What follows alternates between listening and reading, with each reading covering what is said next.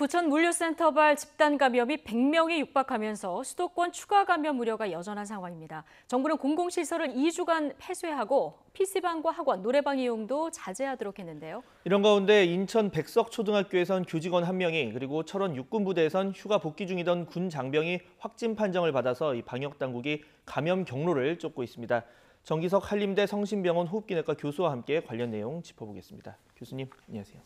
네, 어서 오십시오. 그제 79명이었고 어제 58명 확진이 나왔습니다. 이게 이태원 클럽에서 시작이 돼서 지금 물류센터에서 불이 붙었는데 이게 어느 정도 불이 붙은 건지 국민들이 굉장히 불안해하시거든요. 어느 정도 상황으로 보십니까? 예상은 했지만 이렇게 짧은 시간에 많은 확진자들이 나오는 것은 좀 놀라운 일이고요. 예. 결국은 이제 우리가 생활 속 거리두기로 넘어가면서 그래도 제대로 된 우리가 규칙을 지켰어야 되는 거거든요.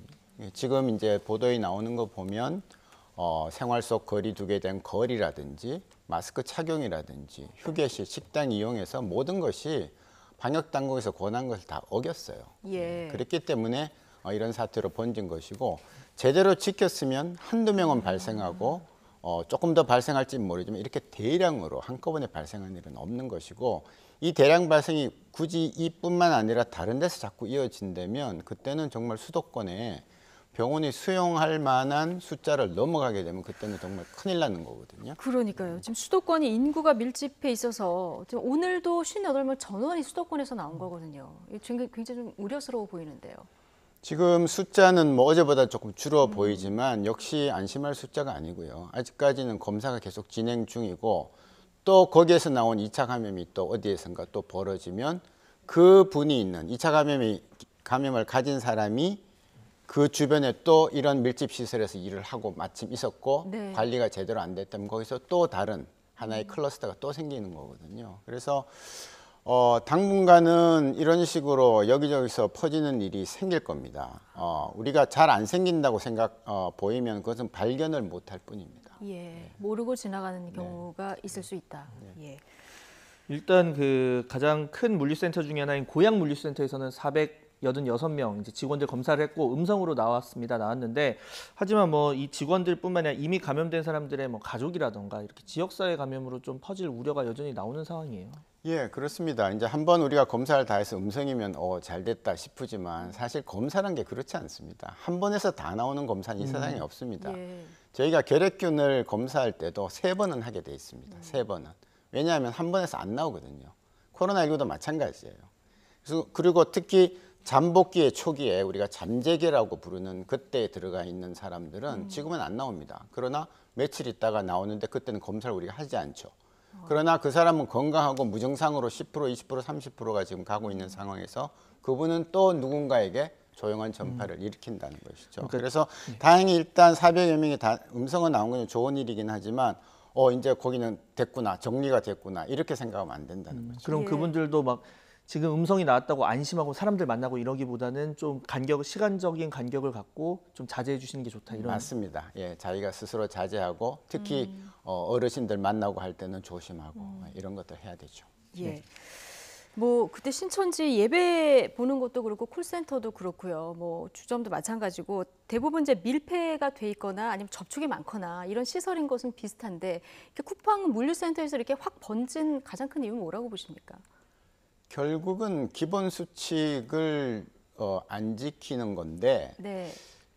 사실은 그 물류센터 크고 수많은 사람이 일을 했으면 방역 관리자가 정부의 방침대로라면 있어야 됩니다. 네. 사실은 그분이 누구인지 찾아서 그동안 무슨 일을 했는지에 대해서 사실은 책임도 좀 묻고 확인을 해보고 그것이 다른 유사한 물류센터를 비롯한 여러 곳에서 하나의 반면교사가 돼야 된다고 생각하는 거거든요.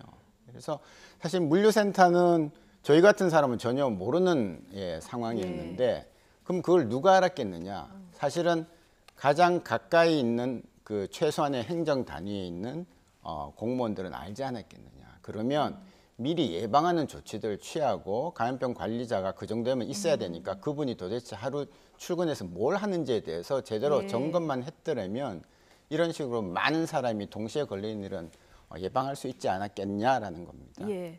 뭐 작업용 모자나 신발에서도 지금 바이러스가 검출되다니까 관리가 잘못된 건 맞는 것 같은데 사실 코로나19 때문에 밖에 나가서 장도 못 보고 하니까 이 온라인 배송들 많이 해서 사실 이분들이 최일선에 계셨던 분들인데 보호를 못 받는 이런 상황이 된 거거든요.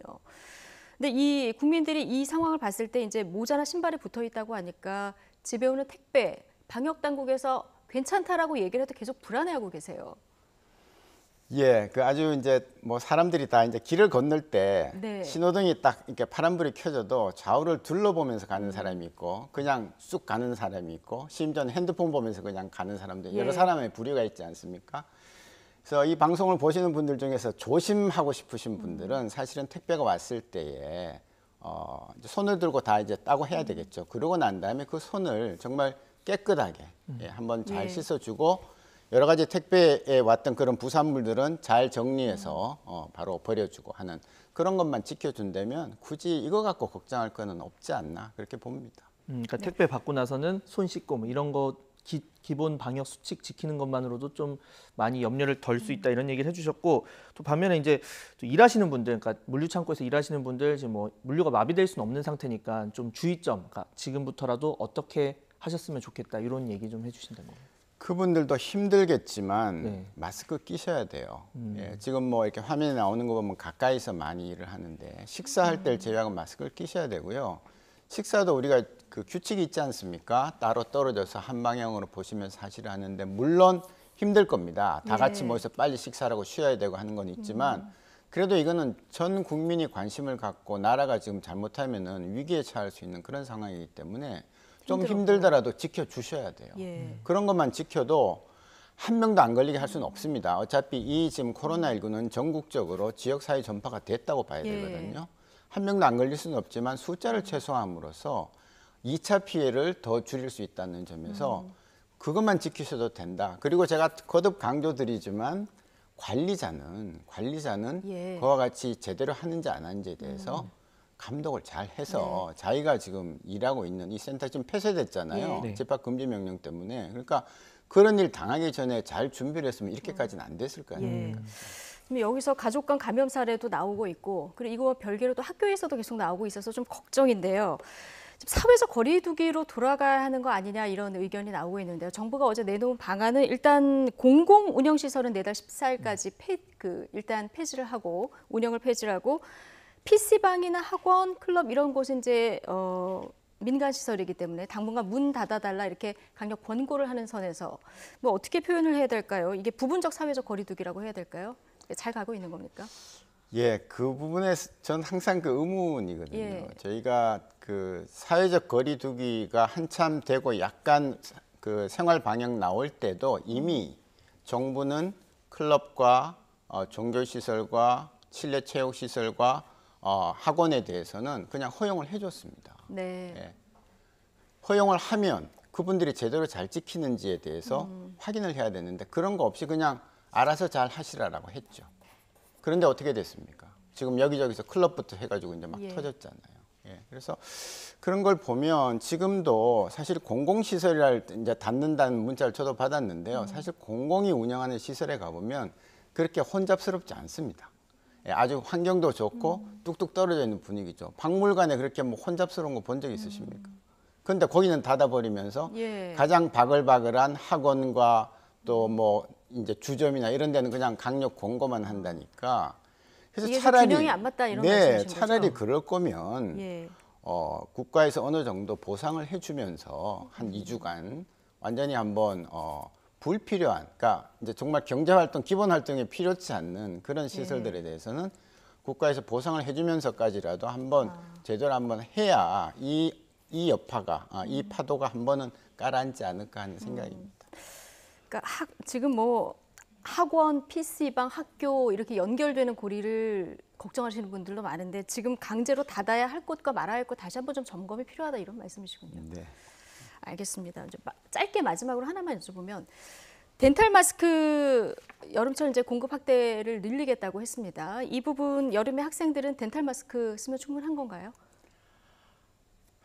이게 보건용 마스크가 사실 원칙입니다. 네네. 특히 학생들이 이렇게 모여 있는 데서는요, 보건용 마스크 원칙이지만 그 보건용 마스크 하루 종일 할 수 없으니 덴탈 마스크 하면 그만큼은 막을 수 있다 이렇게 보고 있습니다. 있습니다. 자, 어쨌든 이 마스크 착용 가장 중요한 게 뭐 뺨밀착, 코밀착 중요하니까 그만큼 잘 쓰는 게 또 중요하다는 생각도 듭니다. 자, 오늘 말씀 여기까지 듣겠습니다. 정기석 한림대 성심병원 호흡기내과 교수와 함께했습니다. 말씀 감사합니다. 고맙습니다.